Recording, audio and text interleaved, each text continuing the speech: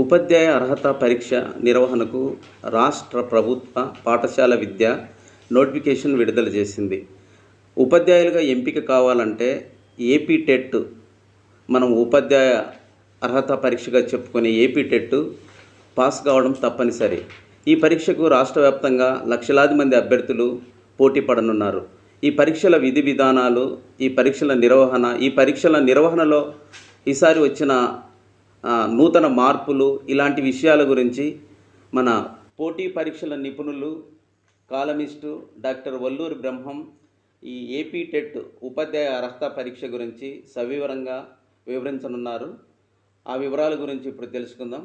నమస్కారం సార్. నమస్తే అండి. ఉపాధ్యాయ అర్హత పరీక్ష స్వరూపం ఎలా ఉండనుంది? AP TET, Andhra Pradesh teacher eligibility test అనేటువంటి దాన్ని ఆంధ్రప్రదేశ్ ప్రభుత్వం పాఠశాల విద్యాశాఖ ఆధ్వర్యంలో నిర్వహించడం జరుగుతుంది. ఈ పరీక్ష అనేటువంటిది ఆగస్టు 6వ తేదీ నుంచి 21వ తేదీ వరకు 2 సెషన్లో జరుగుతుంది. టెట్ పరీక్ష అనేటువంటిది చాలా ప్రాధాన్యత కలిగినటువంటి అంశము. టీచర్ ఎలిజిబిలిటీ టెస్ట్ అనేటువంటిది తర్వాత జరగబోయేటువంటి ఉపాధ్యాయ నియామక పరీక్షల్లో 20% వెయిటేజీ లేక భారతం ఇవ్వడం జరుగుతుంది. కాబట్టి టెట్కు చాలా ప్రాధాన్యత ఉంటుంది. నిరుద్యోగ అభ్యర్థులు కూడా ప్రకటన వచ్చిన ఉపాధ్యాయ నియామక పరీక్షకు ప్రకటన వచ్చినప్పుడు ప్రిపరేషన్ కంటే కూడా ఇప్పుడు ప్రభుత్వం విడుదల చేసింది, ముందుగానే సిద్ధంగా ఉండడం మంచిది. కాబట్టి ఎప్పుడైనా కూడా ప్రకటన వెలువడుతుంది అనేటువంటి ఆశావాదంతో మనం ఈ టెట్కు సంపూర్ణంగా సంసిద్ధత వ్యక్తం చేసుకొని మానసికంగా సిద్ధమై పరీక్షకు సిద్ధం కావాల్సినటువంటి ఆవశ్యకత ఎంతైనా ఉంది. సో 20% వెయిటేజ్ ఉంది. కాబట్టి ఈ పరీక్ష కూడా ఉపాధ్యాయ నియామక పరీక్షకు ఎంత కఠోర శ్రమ చేసి ఫలితాన్ని సాధించాలనే లక్ష్యంతో మనం కృషి చేస్తాము. టెట్ పరీక్ష కూడా అదేవిధంగా అంతకు రెట్టింపుతో మనం శ్రమ పడవలసినటువంటి మంచి ఫలితాలను సాధించవలసినటువంటి ఆవశ్యకత ఉంది. మరొక విషయం అంటే కేవలం ప్రభుత్వ పాఠశాలలో ఉపాధ్యాయ నియామక పరీక్షలకే కాకుండా ప్రైవేటు పాఠశాలలో కూడా విద్యా హక్కు చట్టం ప్రకారము టెట్ పరీక్ష అనేటువంటిది తప్పనిసరి. కాబట్టి అందరు అభ్యర్థులు కూడా టెట్ను ప్రకటన వెలువడిన తర్వాత దరఖాస్తు చేసుకున్నటువంటి వారు కూడా సక్రమంగా ప్రిపరేషన్ కొనసాగించి సంసిద్ధత వ్యక్తం చేయవలసిన ఆవశ్యకత ఎంతైనా ఉంది. అభ్యర్థుల ప్రిపరేషన్ విధానం గురించి వివరించండి సార్. సో అభ్యర్థులు దరఖాస్తు చేసుకున్న తర్వాత ఆ ప్రిపరేషన్కు సన్నద్ధమయ్యేటప్పుడు మొట్టమొదటి చేయవలసిన అంశం ఏంటంటే, ఆంధ్రప్రదేశ్ ప్రభుత్వం పాఠశాల విద్యాశాఖ వారు టెట్ సిలబస్ను నోటిఫికేషన్లో ఏదైతే ప్రచురించుంటారో వాటిని క్షుణ్ణంగా పరిశీలించవలసి ఉంటుంది. ఎందుకంటే మ్యాక్సిమం ఆ సిలబస్లోనే ప్రశ్నలు అనేటివి అడగడం జరుగుతుంది. కాకపోతే ప్రశ్నల స్వరూపంలో తేడా ఉండవచ్చు, కఠినతర స్థాయిలో తేడా ఉండవచ్చు. అంటే కొన్ని సులభమైనవి సగటు ప్రశ్నలు, తర్వాత అప్లికేషన్కి సంబంధించింది, స్కిల్కు సంబంధించి ఇలా ఉన్నా కూడా సో కంటెంట్ మాత్రం అదే ఉంటుంది. కాబట్టి ప్రధానంగా గమనించవలసింది మొట్టమొదట ప్రిస్క్రైబ్డ్ సిలబస్ను మనం క్షుణ్ణంగా పరిశీలించాలి. అది ఎలా ఉండాలంటే అసలు బైహార్ట్ అయి ఉండాలి, అది ఏ దానికి సంబంధించిన.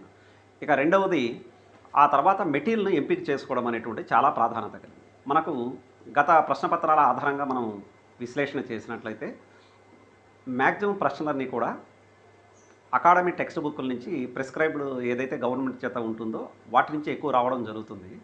కాకపోతే మనకు ఏంటి ఒక భావన అంటే, డైరెక్ట్గా పుస్తకంలో ఉండేటువంటి ప్రశ్నలు అకాడమిక్ పరీక్షల్లో వచ్చిన విధంగా ఈ టీచర్ ఎలిజిబిలిటీ టెస్ట్లో కొన్ని మాత్రమే కనపడతాయి, కొన్ని కనపడకపోవచ్చు. కానీ సిలబస్లో నుంచి మాత్రమే అడగడం జరుగుతుంది. కాకపోతే వాటిని అండర్స్టాండింగ్ ఉండే విధంగానో, అప్లికేషన్లను స్కిల్గా ఉండేటువంటి లేదా అన్ని ప్రశ్నలను కలగలిపేసి విశ్లేషణాత్మకంగా ప్రశ్నలు ఇవ్వడం వల్ల మనకు అలా అనిపిస్తుంటుంది. సో ఫస్ట్ సిలబస్ను బాగా ప్రిస్క్రైబ్డ్ సిలబస్ను క్షుణ్ణంగా మనం పరిశీలన చేయడం, గత ప్రశ్నపత్రాల ఆధారంగా మనం ఎలాంటి ప్రశ్నలు వస్తున్నాయనేటువంటి చూడడం. ఆ తర్వాత ఇక్కడ ప్రధానంగా అభ్యర్థులు గమనించవలసింది ఏంటి అంటే, ఇప్పుడు ఉదాహరణకు మనం ఇంటర్మీడియట్ తర్వాత డిగ్రీ సైన్స్ స్ట్రీమ్ చదివి ఉంటాము అనుకోండి. వాళ్ళకు జనరల్గానే కొంత ఇతర అంశాల పట్ల అవగాహన తక్కువ ఉంటుంది. అందరికీ ఉండదు, కొంతమందికి ఉంటుంది. సో ఇప్పుడు సైన్స్ చదివినాము, సులభంగా ఉందని పదే ఇంకా సైన్స్ చదువుకుంటూ ఉండకుండా ఇతర మనకు ఏదైతే ఆ కంటెంట్ మనం గమనించినప్పుడు బాగా వచ్చినటువంటి వాటికి తక్కువ సమయం కేటాయించుకోవడం, కొద్దిగా మనం ఏదైనా ఒక విషయంలో బలహీనంగా ఉన్నాము అని మనకు అనిపించినప్పుడు ఎక్కువ సమయం కేటాయించుకోవడం చేయవలసి ఉంటుంది. దీనికి ప్రధానంగా మనకు ఎలా తెలుస్తుందంటే, గత ప్రశ్నపత్రాలు చూసుకోవడం, మోడల్ క్వశ్చన్ పేపర్ చూసుకోవడం, ఎప్పటికప్పటికీ స్వీయ మూల్యాంకనం చేసుకోవాలి. సెల్ఫ్ ఎవాల్యుయేషన్ అనే పేరుతో మనం చెప్పుకుంటూ ఉంటాం. ఇవన్నీ కూడా మన మెథడాలజీలో ఇప్పటికే చదివి ఉంటాం కాబట్టి మనకు ప్రత్యేకంగా దీనిపైన మీరు ఆందోళన చెందాల్సినటువంటి అవసరం ఉండదు. సో తర్వాత కేవలం చదవడమే కాదండి, ఎందుకు చాలామంది అభ్యర్థులు నేను అన్నీ చదివినాము కానీ మేము అనుకున్నటువంటి మార్కులను లేక స్కోరును పొందలేకపోయినామని అనుకుంటారంటే, చదవడమే కాకుండా నేర్చుకోవడం చాలా ప్రధానం. టెట్ ఉత్తీర్ణులైన వారి సర్టిఫికెట్ ఎంతకాలం వ్యాలిడిటీలో ఉంటుంది సార్?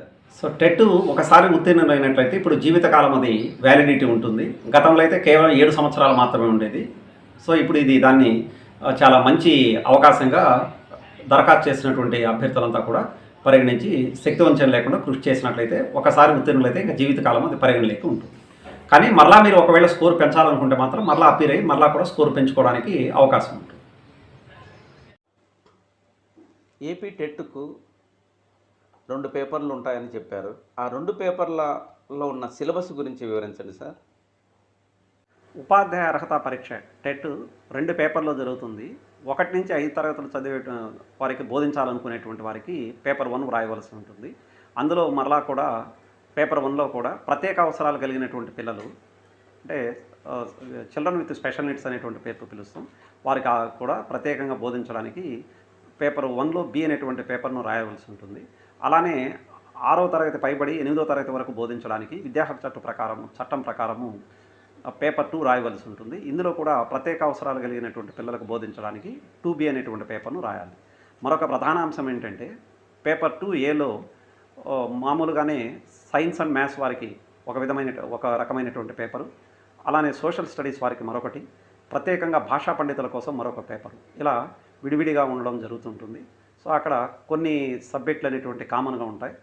ఆ తర్వాత వారు ఎంపిక చేసుకున్నటువంటి ఐచ్ఛికం లేక ఆప్షన్ల ప్రకారము సైన్స్ మ్యాథ్స్లో ఒక విధంగాను ఒక పేపర్ను, సోషల్ స్టడీస్ వారు ఒకటిని, తర్వాత ప్రత్యేక అవసరాలు భాషా పండితులు ఒకటిని రాయవలసి ఉంటుంది. అలానే 2B అనేటువంటిది ప్రత్యేక అవసరాలు కలిగినటువంటి వారికి స్పెషల్ ఎడ్యుకేటర్స్గా అపాయింట్ కావాలనుకునేటువంటి వారికి మాత్రమే నిర్దేశించినటువంటిది. ఇది ప్రతిదీ కూడా 150 మార్కులకు ఉంటుంది. 150 ప్రశ్నలు ఉంటాయి. 2.5 గంట సమయం ఇవ్వడం జరుగుతూ ఉంటుంది.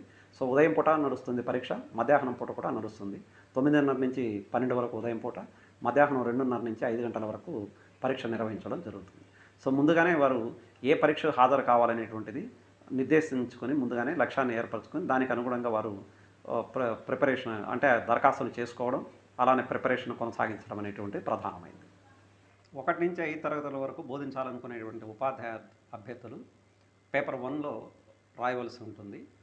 అదే ప్రత్యేక అవసరాలు కలిగినటువంటి వారికి అయితే పేపర్ 1B రాయవలసి ఉంటుంది. ఇప్పుడు పేపర్ 1లో ఏగా మనం తీసుకున్నట్లయితే సాధారణ విద్యార్థులకు బోధించేటువంటి దాంట్లో మొట్టమొదట 30 మార్కులకు చైల్డ్ డెవలప్మెంట్ అండ్ పెడగాజీ అనేటువంటిది రాయవలసి ఉంటుంది. దీన్నే సర్వసాధారణంగా మనం డిప్లొమా ఇన్ ఎలిమెంటరీ ఎడ్యుకేషన్లో కానీ లేదా బ్యాచిలర్ ఆఫ్ ఎడ్యుకేషన్ B.Ed అనేటువంటి దాంట్లో ఎడ్యుకేషన్ సైకాలజీ అనేటువంటి పేరుతో అనుభవం ఉంటుంది మనకందరికి కూడా. సో ఒక్కొక్క వేరే రాష్ట్రాల్లో చదివి ఉన్నటువంటి వారికైనా జనరల్గా మనం గుర్తుపెట్టుకోవాల్సింది ఎడ్యుకేషన్ సైకాలజీ అనేటువంటి దాన్ని ఇక్కడ చైల్డ్ డెవలప్మెంట్ అండ్ పెడగాజీ అనేటువంటి పేరుతో ఇవ్వడం జరిగింది. 30 మార్కులకు 30 ప్రశ్నలు ఇవ్వడం జరుగుతుంది. ఆ తర్వాత మదర్ టంగ్కు సంబంధించి భాష 1 అది కూడా 30 మార్కులకు 30 ప్రశ్నలు ఉండడం జరుగుతుంది. ఇందులో ఆయా మాతృభాషకు సంబంధించి తెలుగు, తర్వాత కన్నడ, తమిళము, ఉర్దూ ఇలా రాయవలసి ఉంటుంది. సో వారు ఐచ్ఛికం ఎంపిక చేసుకున్నటువంటి దాన్ని 30 మార్కులకు రాయాలి. ఆ తర్వాత అందరు అభ్యర్థులు కూడా ఇంగ్లీష్ను కూడా 30 మార్కులకు రాయవలసి ఉంటుంది. ఇందులో కంటెంట్ ప్లస్ మెథడాలజీ కూడా ఇవ్వడం జరుగుతుంది. ఆ తర్వాత గణితానికి సంబంధించినటువంటిది 30 మార్కులకు 30 ప్రశ్నలు, తర్వాత ఎన్విరాన్మెంటల్ సైన్స్ 30 మార్కులకు 30 ప్రశ్నలు ఇవ్వడం జరుగుతూ ఉంటుంది. ఈ 30 మార్కుల్లో 24 కంటెంట్ ఇవ్వడం జరుగుతుంది, 6 మార్కులకు అనేటువంటిది మెథడాలజీ ఇవ్వడం జరుగుతుంది. మరి ప్రత్యేక అవసరాలు కలిగినటువంటి పిల్లలకు పేపర్ 1B రాయాలనుకుంటున్నాం కదా, ఇక్కడ ఈ చైల్డ్ డెవలప్మెంట్ అండ్ పెడగాజీ అనేటువంటిది స్పెషల్ ఎడ్యుకేషన్కి సంబంధించి వారి సిలబస్లో ఇవ్వడం జరుగుతుంది. మిగతావన్నీ కూడా పేపర్ 1Aలో చెప్పినటువంటి విధంగానే ఉండడం జరుగుతుంది.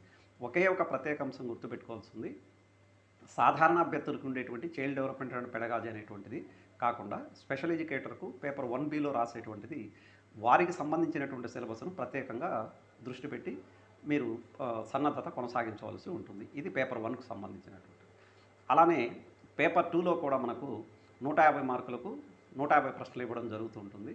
ఇందులో కూడా ఇంతకుముందు పేపర్ 1A ఎట్లయితే సాధారణ విద్యార్థులకు బోధించేదానికి సన్నద్ధత కావాల్సినటువంటి ఉపాధ్యాయులు ఎలా అయితే ఉంటారో, పేపర్ 2B కూడా ప్రత్యేక అవసరాలు కలిగినటువంటి లేక స్పెషల్ ఎడ్యుకేటర్స్కు సంబంధించినటువంటిది. ఇక్కడ కూడా 150 ప్రశ్నలకు 150 మార్కులు ఇవ్వడం జరుగుతుంది. సో మొట్టమొదట చైల్డ్ డెవలప్మెంట్ అండ్ పెడగాజీ అనేటువంటిది 30 మార్కులకు ఉంటుంది. అలానే భాషకు సంబంధించి తెలుగు కానీ, కన్నడ కానీ, ఉర్దూ కానీ, తమిళం కానీ ఇలా 30 మార్కులకు 30 ప్రశ్నలు. ఆ తర్వాత ఆంగ్లం కూడా 30 ప్రశ్నలు 30 మార్కులకు ఇవ్వడం జరుగుతుంది. సో 90 మార్కులు పేపర్ 1Aలో అందరూ కామన్గా రాయాల్సి ఉంటుంది. కానీ ఇంతకుముందే మనం చెప్పుకున్నటువంటిది 60 మార్కులకు ఉండేటువంటి మిగతా వాటిల్లో సైన్స్ అండ్ మ్యాథ్స్ వాళ్ళు 60 మార్కులకు కంటెంట్ అండ్ మెథడాలజీ రాయాలి. సాధారణ అకాడమిక్ పరీక్షల్లో 35% పర్సెంటేజ్ ఉంటే ఉత్తీర్ణులైనట్టుగా మనం చెప్పుకుంటాం. కానీ ఏపీ టెట్లో పర్సెంటేజీ ఎక్కువ రావాలనే ఒక ఆందోళన అయితే అభ్యర్థుల్లో ఉంది. దాని గురించి వివరించండి సార్. చట్టం 2009 ప్రకారం తరగతి గదిలో నాణ్యమైన విద్యను అందించడం కోసం, లెర్నింగ్ అవుట్కమ్ అనేటువంటి ఫలవంతంగా ఉండడం కోసం ఈ టెట్ పరీక్షలో ఓసీ అభ్యర్థులకు లేదా జనరల్ అభ్యర్థులకు 60% మార్కులు, బీసీ వారికి 50% మార్కులతోనూ, తర్వాత SC, ST, disable or physically handicapped, అలానే ఎక్స్ సర్వీస్ మెన్ ఇలాంటి వారికి 40% మార్కులు కనీస అర్హత మార్కులుగా నిర్ణయించడం జరిగింది. అంతకంటే ఎక్కువ మార్కులు పొందినట్లయితే వారిని ఉత్తీర్ణులైనటువంటి వారిగా భావిస్తారు. సో మెయిన్ విద్యా అభ్యర్థులు గమనించవలసింది ఎక్కువ మార్కులే కాదు, ఇలా చదవడం వల్ల భవిష్యత్తులో నిర్వహించబోయేటువంటి ఉపాధ్యాయ నియామక పరీక్షలో కూడా ఈ సబ్జెక్ట్ అనేటువంటిది మీకు ఉపయోగపడుతుంది. కాబట్టి దాన్ని పాజిటివ్గా తీసుకొని మనం మంచిగా ప్రిపేర్ కావాల్సిందిగా అభ్యర్థులను కోరుచున్నాం. చివరిగా అభ్యర్థులకు మీరేం సందేశం ఇస్తారు? టెట్ పరీక్ష రాయబోయేటువంటి అభ్యర్థులందరూ కూడా ఆత్మవిశ్వాసంతో, నిరంతర ప్రేరణతో మీరు సన్నద్ధతను కొనసాగిస్తూ మీ విజయ తీరాలకు చేరాలని మనసారా మిమ్మల్ని ఆకాంక్షిస్తూ ఆల్ ది బెస్ట్.